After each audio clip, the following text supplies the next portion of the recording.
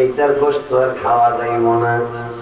আর যদি ঘাস খায় তাইলে ছাগল জবাই কইরা মাথাটা ফালাই দিয়া পিছনের গোশত গুলি খায়া ফালাবে। লোকটায় বাড়ি গেছে, বাড়ি যায় এক পেয়ালায় গোশত দিছে, এক পেয়ালায় ঘাস দিছে। এখন এই ছাগলের বাচ্চা গোশত খায়, ঘাসও খায়। এখন আলকাশ লাগছে না? হুজুরে কইছে ঘাস খাইলে ছাগল, গোশত খাইলে কুকুর।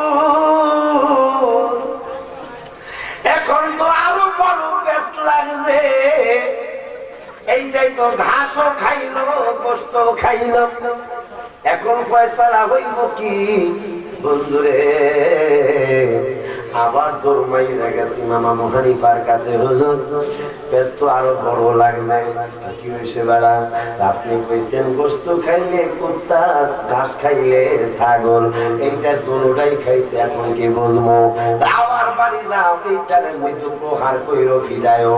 ওই ফিডার মুখে জোর করে, বেশি জোরে দেওয়া যাইব না, তাইলে মহিলা যাইব।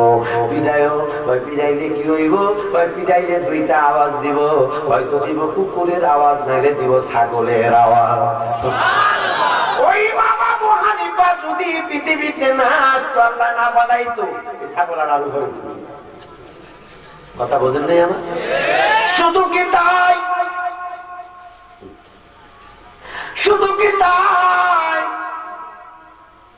এক পুরুষ তার স্ত্রীকে বলেছে, স্ত্রী রে 15 দিন সময় দিলাম, এই 15 দিন সময়ের ভিতরে তুই এমন একটা ইবাদত করবি, এমন সময় করবি যে সময়টা পৃথিবীর অন্য কোন পুরুষ মহিলা এই ইবাদত করতে পারত না।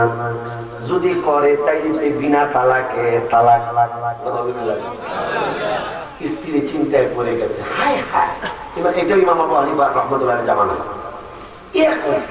আমি নিশিরাত্র যদি আমি ইবাদত করি, অন্য কোন পুরুষ মহিলা এই সময় করতেই পারে, আমার স্বামীকে বিনা তালাকে তালাক। কেউ ভাই আমার মতো একটু কম বুঝুন না, বুজুর্গ কাছে গেছে, মহিলা কান্দে। হুজুররা কয় আপনার স্বামী আপনার সাথে ঘর সংসার করতে চায় না। কেমনে বুঝলেন? এই কথা, এমন কোন ইবাদত আছে কোন সময় করবেন যে অন্য বেড়া বেড়ে করতে পারতো না? আপনি যদি বাংলাদেশের রাত্র 3টায় ইবাদত করেন, তাহাজ্জুদ পড়েন, আমেরিকার একজন মহিলা ওই সময় তাহাজ্জুদ পড়তেই পারে। আপনি জামাই কইছে ওই একই টাইমে যদি পড়ে, তাই বিনা তালাকে তালাক। সব হুজুররা একই মাসলা দিয়ে দিল। কোন সন্দেহ নাই আপনার স্বামী আপনার সাথে সংসার করতে চায় না। হঠাৎ করে এক মহিলা আর এক মহিলারে ডেকে বলে, কোন জায়গায় গেছি? এলাকায় বহু হুজুরের কাছে গেছি, হুজুররা কইছে আমার স্বামী আমার সাথে ঘর সংসার করবো না। এই চিন্তা করে আমার তো আর ভালো লাগে না, পোলা বড় হয়েছে, মায়া বড় হয়েছে, নাতি নাতি হয়েছে, এখন নাকি আমার স্বামী ঘর সংসার করবো না। এই চিন্তা করে মহিলা কাঁদতেছে। ওই মহিলাকে কাঁদলো না, একটা ঠিকানা দিব। এই জামানা শ্রেষ্ঠ মাসলার সমাধান দাতা ইমাম আবু হানিফা রাহমাতুল্লাহি আলাইহি, তার বেলায়েতের দরবারে যাও, এই মাসলার সমাধান পেয়ে যাবে। মহিলা একটা দৌড় মারছে, কারণ 15 দিনের ভিতরে 8-10 দিন চলে গেছে, আর 5 দিন সময় আছে। আমি যদি আনটাইমে মানে এমন টাইমে ইবাদত করব যেই টাইমে পৃথিবীর কোনো মানুষ এমন পুরুষ মহিলা ইবাদত করতে পারবে না। 10 দিন চলে গেছে, আর 5 দিন পরে যদি নাই পারি তাহলে বিনা তালাকে তালাক হয়ে যাব। চিন্তা করি ইমাম আবু হানিফা রাহমাতুল্লাহি আলাইহির দরবারে মহিলা দৌড় মারছে, যায় বলে হুজুর কামতে আর বলতেছে, হুজুর আমি বড় বিপদে আছি। ইমাম আবু হানিফা রাহমাতুল্লাহি আলাইহি কয়, মারে তুই কি বিপদে আছো? কই আমার স্বামী বলেছে 15 দিনের ভিতরে এমন টাইমে এমন একটা ইবাদত করবি যে ইবাদতটা পৃথিবীর অন্য কোনো পুরুষ মহিলা ওই টাইমে করতে পারতো না। যদি করে তাইলে তুই বিনা তালাকে তালাক হয়ে যাবি। হুজুর এমন কোন ইবাদত আছে, এমন কোন টাইম আছে যেই টাইম আমি করব অন্য কোনো পুরুষ মহিলা করতে পারবে না? হুজুর মহিলারে চিন্তা করিস না রে মা, সমাধান দিয়ে দিচ্ছি রে মা, তোর তালাক হইব না। হুজুর কেমনে তালাক হবে না? ছেলে বড় হয়েছে, মেয়ে বড় হয়েছে, কেমনে আমার তালাক হবে না জানতে চাই গো হুজুর। শোনো, তোমারও বেশি দেরি করিও না, তুমি কাবা শরীফে চলে যাও। কি করবো? কাবা শরীফে যে যখন হাজিরা নামাজ পড়বে, যোহর হোক, ফজর হোক, আসর হোক, মাগরিব হোক, এশা হোক, তুমিও চেষ্টা করবে যেখানে মহিলাদের জায়গা, ওই মহিলাদের জায়গায় যত সামনে যেতে পারো যাওয়ার চেষ্টা করবে রে মা।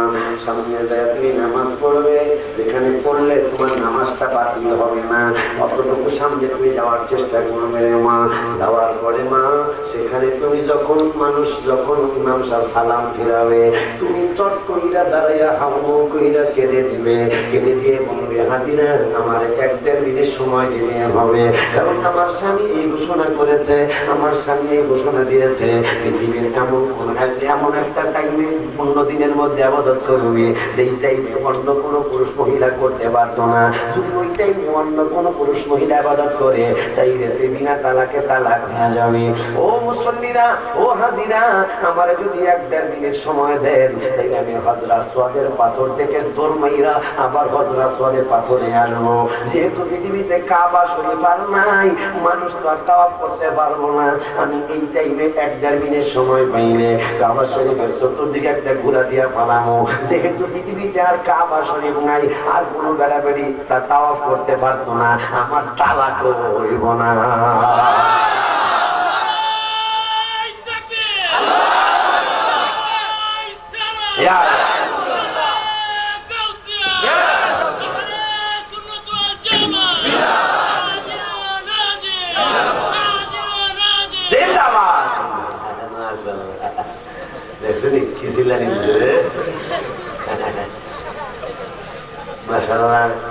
ভাই এদিন গেছিল মির্জাটুলা, আজকে মির্জাপুর, মির্জাটুলা। আমি বলছি আমার ভালো না জানবো, খারাপ জানে না মনে হয়, যেহেতু ওনার বাড়িতে আমি আসতেছি 2-4 দিন পরে, উনি তো আবার মির্জাটুলা শুনতে যাওয়ার কথা বলে সামনে তো বলতেছি, আমি যতক্ষণ ওয়াজ করেছি ততক্ষণ তিনি বসা ছিল। আমার দাওয়াত দিয়েছে যেখানে যাইবেন আমার বাড়ি যাইবেন, কথা ঠিক আছে? বন্ধুরে আমি বলছি উড়া বসা নাই, ভয় লাগে আমার।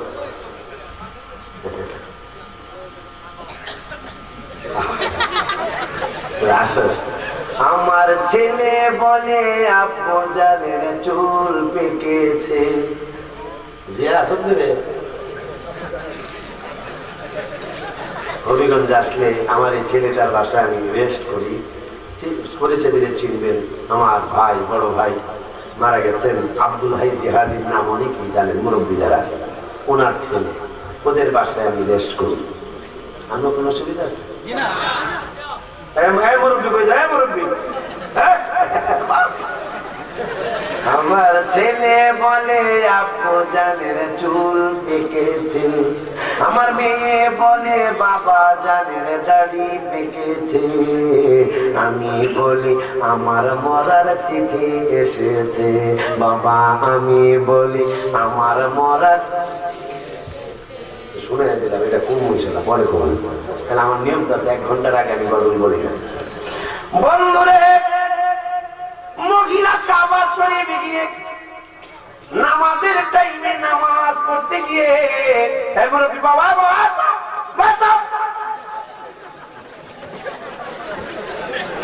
অনেকদিন পর আইসি মির্জাপুর গ্রামে। বন্ধুরা রে আমার, বাবাজি নারী আমার, মহিলা নামাজে কাবা শরীফের নামাজে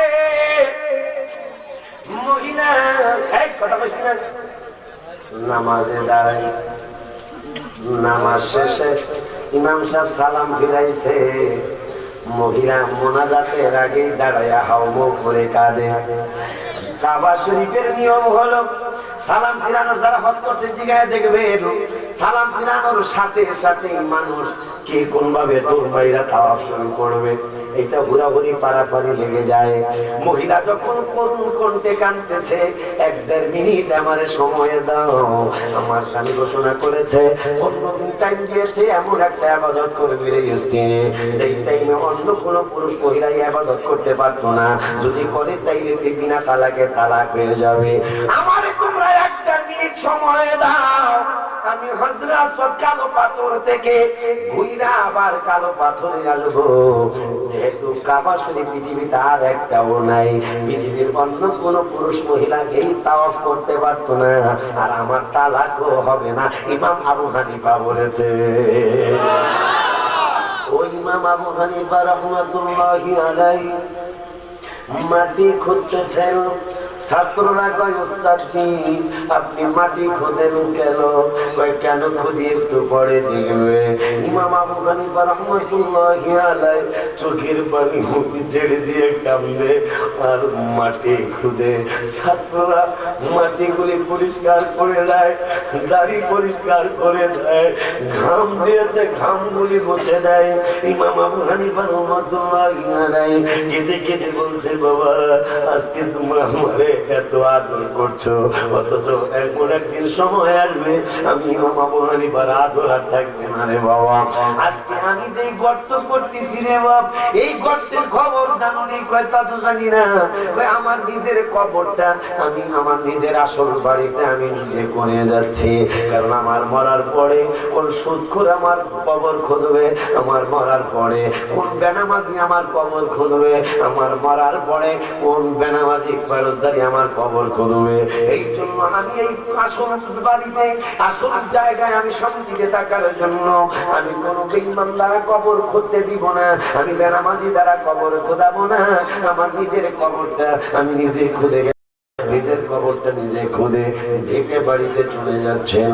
বাবা রহমাতুল্লাহি আলাইহি পরের দিন তার নিজের কবরে তিনি চলে গেলেন।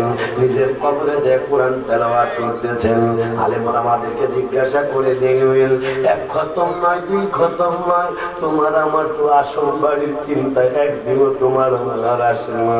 এই আসল বাড়িটা বড় কঠিন বাড়ি রে বাবা। আমি গত রমজান মাসে এয়ারপোর্ট সিভিল এভিয়েশনের একজন ফার্স্ট ক্লাস অফিসার, নাম বলবো না, আমার খাদে মেরা চিনে, ফার্স্ট ক্লাস একজন অফিসার, হঠাৎ করে ইফতারের আগে আগে তিনি চিরদিনের জন্য বিদায় নিয়েছেন। তার ছেলে মেয়েরা বাংলা শিক্ষিত, রাত্র 11টার পরে তারাবি নামাজের পরে তার জানাজা পড়ে। মানুষ কত নিষ্ঠুর রে বাবা, ওই রাত্র 11টার পরে তারে গোরস্থানে আমরা নিয়ে যাচ্ছি, আমিও সাথে ছিলাম। হঠাৎ করে কবরে তারে নামানো হলো। কবরে নামানোর পরে আমি আশ্চর্য হয়ে চোখে আমার পানি এসে গেল। যেই মানুষটা গতকালকেও সিভিল এভিয়েশনের অফিসার ছিল, ফার্স্ট ক্লাস অফিসার ছিল, তিনি সত্যায়িত করতে পারতেন। ওই অফিসারটা যখন তারে কবরে শোয়ানো হলো, আমি দেখতেছি তার শরীরের কাপড়ের মধ্যে একটা পোকা ঘুরতেছে। সঙ্গে সঙ্গে আমার একটা গজল মনে হয়েছিল, চিন্তা করো রে মন কই যাইবারে, বলো চিন্তা করো রে মন কই যাইবারে, বলো না চিন্তা করো রে মন কই যাইবারে, কোন দেশে যাইবা তুমি, কোন দেশে তুমি, সকলকে ফালারে চিন্তা করো রে মন কই যাইবা, চিন্তা করো রে কই যাইবা। মরার আগে বাহাদুরি দেখো না ভাবিয়া,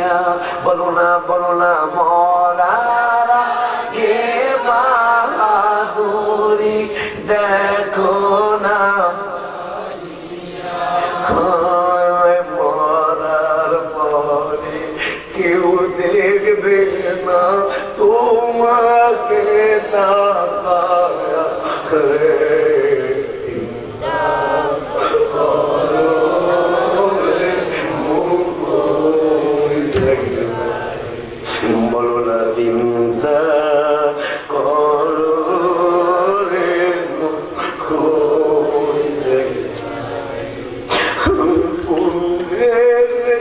যাইবা তুমি কোন দেশে সকলকে পালা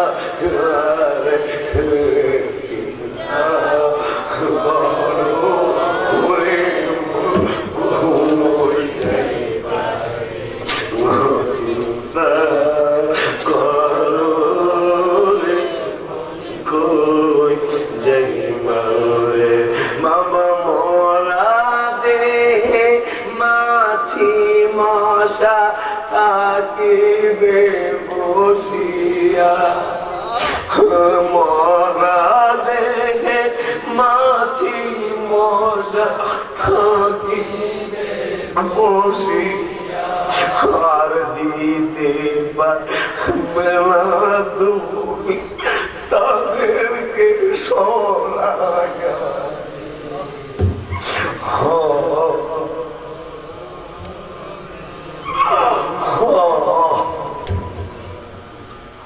কার সাথে সম্পর্ক করলেন, কার সাথে ভালোবাসা করলেন? বন্ধুরে,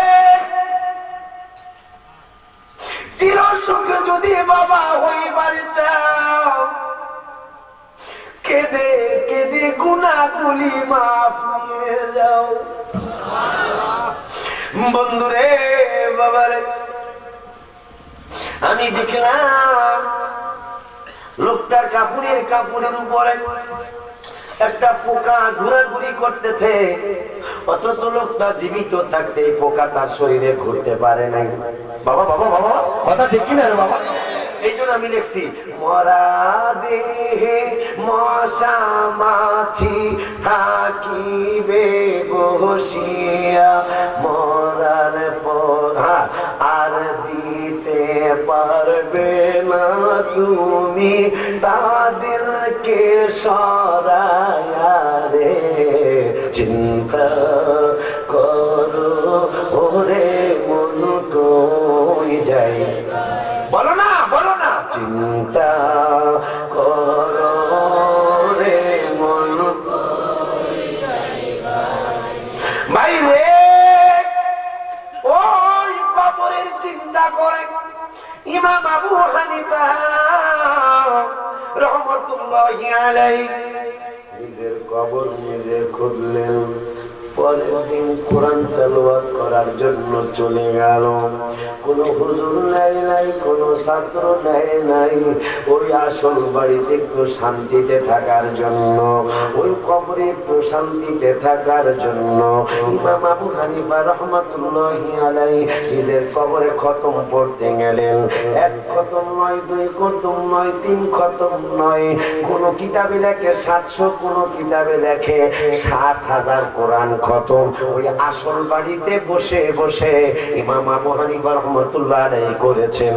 ও আমার মুসলমান ভাইরা, আমার সুন্নি বাবারা রে, ইমাম আবু হানিফা যিনি নূরের নবীর কণ্ঠ মুবারকের সালাম মুবারক শুনে জবাব মুবারক শুনেছেন, ওই ইমাম আবু হানিফা যদি নিজের কবরকে সাজানোর জন্য 7,000 কোরআন খতম করতে পারে, তাইলে তোমার আমার মির্জাপুরের আমি পাগলা, আপনি পাগলা, আপনারা পাগলারা, আপনার আমার কেমন ভাবে ইবাদত করা উচিত? দরকার নেই ইবাদত করা, বাবা ইবাদত করা দরকার নেই রে বাবা। শুধু কি তাই, শুধু কি তাই, ইমাম আবু হানিফা রাহমাতুল্লাহি আলাইহি ও আসল ঘরে একটু শান্তিতে থাকার জন্য, আসল ঘরে একটু শান্তিতে থাকার জন্য তিনি আমাদের, আমরা যারা ওনার মাযহাবে ইমাম আবু হানিফার মাযহাবে আছে, হানাফি মাযহাব যারা আমরা মানি, আমাদেরকে তিনি কি শিক্ষা দিয়ে গেলেন? একদিন নয়, 2 দিন নয়, 1 মাস নয়, 2 মাস নয়, 1 বছর নয়, 2 বছর নয়। ইমাম আবু হানিফা রাহমাতুল্লাহ আলাইহি বলেন, আমার মাযহাবের পাগলরা রে, আমি ইমাম আবু হানিফা আমার কবরের চিন্তা আমি কেমনে করলাম শুনে নাও। আমি 1 বছর 2 বছর নয়, একটানা 45টা বছর, একটানা 45টা বছর আমি এশারের নামাজের ওযু দিয়া ফজরের নামাজ পড়েছি। বাবা আরেকটু জোরে কর না সুবহানাল্লাহ। বাবা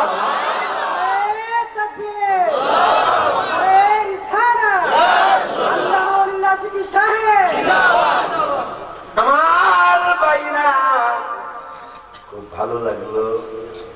ওই মাহফিল ভাই ছিল, ওই মাহফিলও পাগলগুলি অনেক মজার সময় দিয়েছিলেন আমাকে।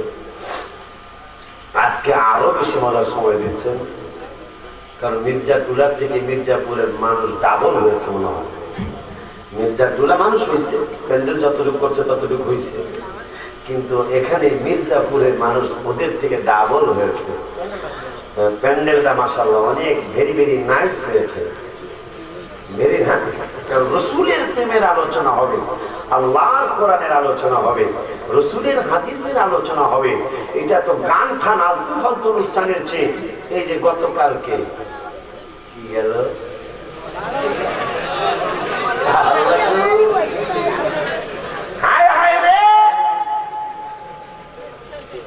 ফুল, আর যেখানে ফুলের দোকান জীবনও দেয়নি হেঁটে ফুল হয়ে পড়িস। আর হ্যাঁ, গতকালকে আমি বের হয়েছি একটা জিনিস কেনার জন্য, যাচ্ছি মার্কেটে। পোলাবান দেখি আমাকে মেইন রাস্তার মধ্যে ফুল হয়ে বয়ে রয়েছে আর গান বাজাইতেছে। কয় এই গানটা ভুলে গেলাম, একটা গান বাজা আমি মুহূর্ত করে যেটা কালকে আপনি সাপ্লাই দিব, ভুলে গেছি। ঘুমের মানুষ আর প্রেমের মানুষ ঘুমাইলে হয় যন্ত্রণা। কি জানি ঘুমাইলে স্বপ্নে দেখি প্রাণ বন্ধুর আনাগোনা। গান বাজাইতেছে ওই যে ভালোবাসা দিবস, আসুস বেড়াম দুঃখে করি যাটা ফাইতে যায়। রাস্তার মধ্যে লেখা রাখছে, রাস্তার মধ্যে ভালোবাসা রাস্তার মধ্যে গেছে গান।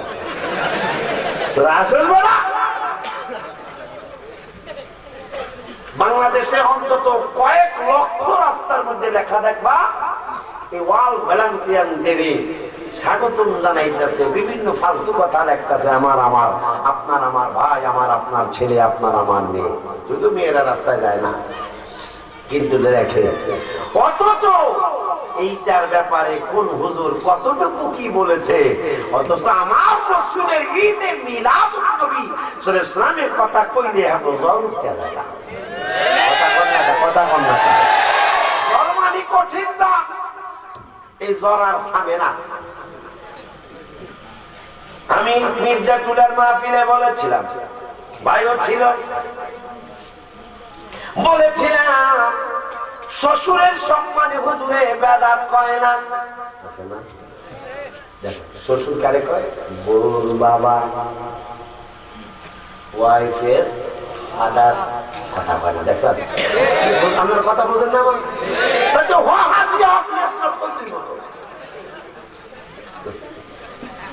বউর বাপের কয় শ্বশুর, ওই শ্বশুরের সম্মান করলে কেউ বেদাত কয় না। বউর মায় হইলেও শাশুড়ি, শাশুড়ির সম্মানে কেউ বেদাত কয় না। মামা শ্বশুরের ব্যাপারে তো আরো কিছু কয় না। চেয়ারম্যান ভাই পাশে আছে, জিগায় দেখেন 1 টন টিয়ারের গম পাওয়ার জন্য হুজুরে তারে কত সম্মান করে। কথা কয় না, দেখছেন? কথা কয় না। চেয়ারম্যান সাহেব 1 টন টিয়ারের গম দিতে পারে মাদ্রাসায়, এই জন্য চেয়ারম্যানের লাভ দিয়া সালাম দেয়। সামনে কইতাছি ভালো জানি দেখা, উনি আমার ভালো জানেন, আপনার কোনো অসুবিধা আছে? সত্য আবার সামনে তো বললাম। আমার ভাইরা কত নিচে নেমে গেল, মানুষ কত নিচে নেমে গেছে। চেয়ারম্যান ভাইরে সম্মান করে, যেই বেড়ায় বড় গরু কিনে কোরবানি দেওয়ার জন্য ওই বেড়ারও সম্মান করে, কেন চামড়াটা 3000 হইব। কথা বল না, মাদ্রাসায় দিয়েই দেয়। এই জন্য কোরবানির বড় গরু বলারও সালাম, চেয়ারম্যান সাহেবেরও সালাম, শ্বশুরেরও সালাম, শাশুড়িরও সালাম। মিলাদুন নবী মানে না মির্জাপুরের বাবারা, হুজুর ওয়াহাবি কোন আর সুন্নি কোন। একটা কথা জিগাই, বাচ্চা হওয়ার পরে আমাদের দেশে একটা নিয়ম আছে, আমরা হবিগঞ্জ আছে কিনা জানি না, যে 6 দিনের দিন বা 7 দিনের দিন একটা অনুষ্ঠান করে। এটা হবিগঞ্জ কি কয়?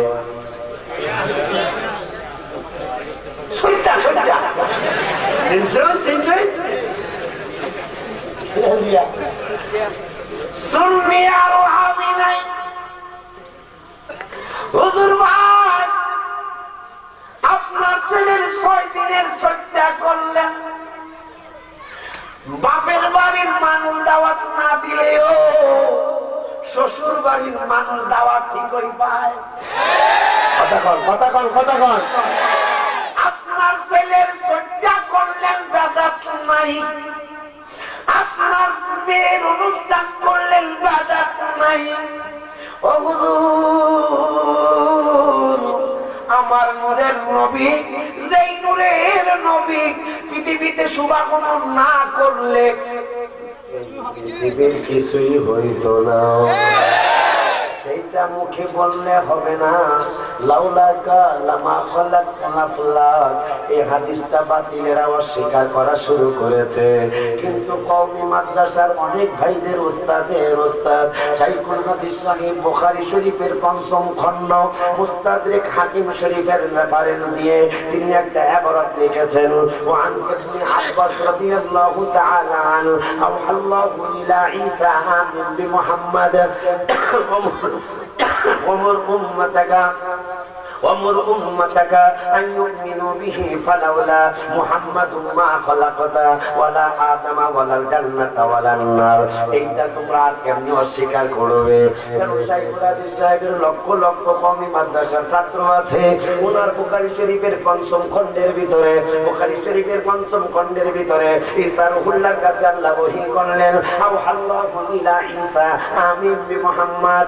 ও ঈসা রুহুল্লাহ, তোমার কাছে আমি আল্লাহ জানাইলাম, তোমার কাছে ওহী করলাম, আমিন বি মুহাম্মদ। ঈমান আনতে হবে মুহাম্মদ সাল্লাল্লাহু আলাইহি ওয়াসাল্লামের উপর। শুধু তুমি একা না, ওমর উম্মতাকা, তোমার উম্মতদেরকে ঈমান আনার জন্য বলে যাও। কারণটা কি জানো নি? মুহাম্মদ মা খলাকতা, মুহাম্মদ সাল্লাল্লাহু আলাইহি ওয়াসাল্লামকে যদি আমি সৃষ্টি না করতাম, ওয়ালা আদম, আদমের বানাইতাম না, আদম না বানাইলে পণ্ডিতরা হইতো কইতো। স্বীকার করা উচিত, যারা অকৃতজ্ঞ তারা কিন্তু অমানুষ। এটা পৃথিবীতে একটা ভাষা আছে, হবিগঞ্জ আছে কিনা জানি না, আমার দেশে আছে। নুন খাই যার গুণ গাইতা, আসলে এরকম একটা কথা আছে, আমাদের দেশেও কয়, ভাই কথা আরো বেশি আছে এই কথাটা। তাই বাইরের সামনে কেমন আরো বেশি মাহফিলে বলেছিলাম, ওই মাহফিলেও হাজার হাজার মানুষ হয়েছিল বাইরের এলাকায়। গোসল ছিল 7 বার। ও সামনের বাসেরা কয়বার গো? 7 বার। খাসাইসুল কুবরা জালালউদ্দিন সুয়ুতী দেখলাম, জালালউদ্দিন সুয়ুতীর কিতাবে দেখলাম, আমার নূরের নবী মাওলা 15 পৌষ মাঘ মাসে আমার উম্মত যদি 7 বার গোসল করা লাগে, এগুলো অসুস্থ হয়ে যাইব, কেমনি মসজিদে যাইব, মাদ্রাসায় যাইব, 7 বার গোসল বোঝেননি? বুঝেন? বোঝেননি? বুঝোস নাই বেলা? গোসল তো এখন একবার করো, বুঝোস নাই? বিবাহ সাথী করছো নি? তোরা কষা বিয়া কাছা এই বিয়ার পরে 7 বার গোসল ছিল। এখন বলছেন কি এটা এমন এক জিনিস, একটা পাগল হাসিয়া দেয় বিয়ার কথা, সত্য কথা বিধান।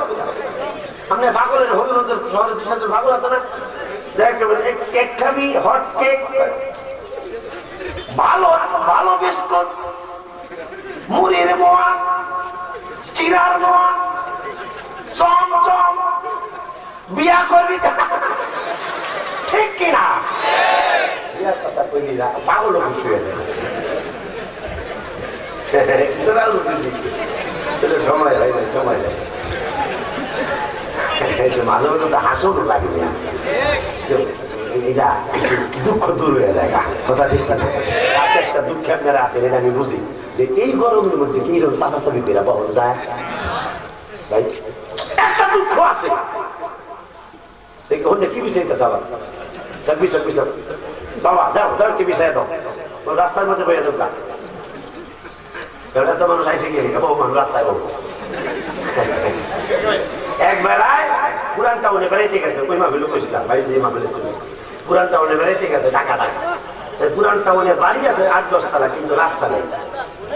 এইবারে এই পুরান টাউনের রাস্তার মধ্যে ঢুকছে, বেড়াইতে ঢুকছে, রাতের বেলা শুয়ে রয়েছে, হঠাৎ করে তার পায়খানা করছে। পায়খানা দাঁড়ান করে এখন বাথরুম কই এটা জানে না, এখন উপায় কি করছে কি পলিথিন লইয়া, যে পলিথিনের মধ্যে পায়খানা করে ফালাই দেবো আর দেখবো এরা। মাশাআল্লাহ, পলিথিনের মধ্যে পায়খানা করে এই পায়খানা ওই সিপাগঞ্জ যে রাস্তা, রাস্তা তো নাই, রিক্সাও রয়ে না, পুরান টাউন ঢাকা পুরান টাউন যারা গেছে এবং জায়গায় দেখে রিক্সাও রয়ে না, এমন সিপা রাস্তা। এই বাড়ি কিন্তু 8 তলা। তো যাই হোক, এইবারে চিন্তা করছে পায়খানা তো করলাম, ফালামি করি। মাশাআল্লাহ, চিন্তা করছে সিপার মধ্যে এক জায়গায় ফালাই দেবো, কে দেখবো না, কে ফালাইছে না ফালাইছে কে বুঝবো। এক করছে কি এই প্লাস্টিকের পায়খানা ফিকে মারছে, আর একবার জানালা খোলা ছিল, এবার জানালা ঢুকিয়া ফ্যানের লগে যায় লাগছে, বুঝলি ফ্যানের বলা গেল এই অবস্থাটা কি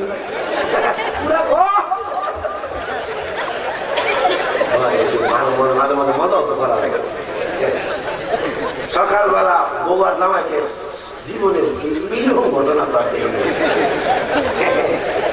পায়খানা এলো, পুরা ঘর একটা সুইপার ডাকছে, ভাই তোরে 500 টাকা দিব, তুই এইগুলা সব পরিচয় তুই রাখবে।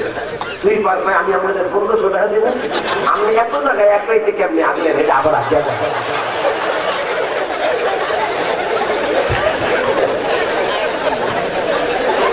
কথা তো সত্যি, এত টাকা একটা মানুষ পায়খানা করতে পারে না। আমি আপনাদের 1500 দিব, আমি এত টাকা আবার লাগিয়ে দেখা নেই। আস্তাগফিরুল্লাহ বলেন, আস্তাগফিরুল্লাহ রাব্বি মিন কুল্লি যামবিন ওয়া আতুবু ইলাইহি, লা হাওলা ওয়ালা কুওয়াতা ইল্লা বিল্লাহিল আলিয়্যিল আযীম। একটু আনন্দ করলাম, কিছু মনে করেন এই আনন্দ কথা মনে হইয়া, যদিও ওই কথাটাও আনন্দ, কিন্তু কথাটার একটা গুরুত্ব আছে। এই যে আমরা পায়খানা পেশাব করি, দেখেন এই যে পায়খানা পেশাব করি, যত ভালো প্লাস্টিকই কিনেন মানে টানাটানি করলে কিন্তু একসময় সিরিয়া থাকে, কথা ঠিক না? কিন্তু আল্লাহ কেমন প্লাস্টিক বানাইলো, বাথরুমে গেছেন পড়ে গেছে, ঠিক কিনা? এরপরে কি প্লাস্টিক, আমরা যত প্লাস্টিকই কিনি এই প্লাস্টিক খোলার পরে আবার বন্ধ করা লাগে, নাইলে মুড়ি হতে যাবো, কথা ঠিক কিনা বলেন? এমন রাস্তা আল্লাহ বানাইলো যে পায়খানা বের হয়ে গেল আর বন্ধ করা লাগে না, অটোমেটিক বন্ধ। কথা বলে কথা বলে এই পায়খানার রাস্তায় যদি তালা চাবির সিস্টেম থাকতো, যে আপনি বাথরুমে ঢুকে এবং তালা করলেন, এর ঘরে বললেন, যদিও কথাটা হাসি, কিন্তু আল্লাহ কত দয়া আমাদের প্রতি। এই তালা চাবির সিস্টেম যদি থাকতো, আপনি বাথরুমে যাইবেন,